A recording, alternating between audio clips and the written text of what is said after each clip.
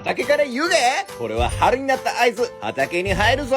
3種類の機械でふわふわの土を作る。気が遠くなる作業だ。でも、安心してください。自動運転ですよ。GPS 機能で誤差はたったの1センチしかない。見て、まっすぐ耕せてるでしょ。僕がやる作業は、亀さんうさぎさんレバーで速さを調整するだけ。かわいい。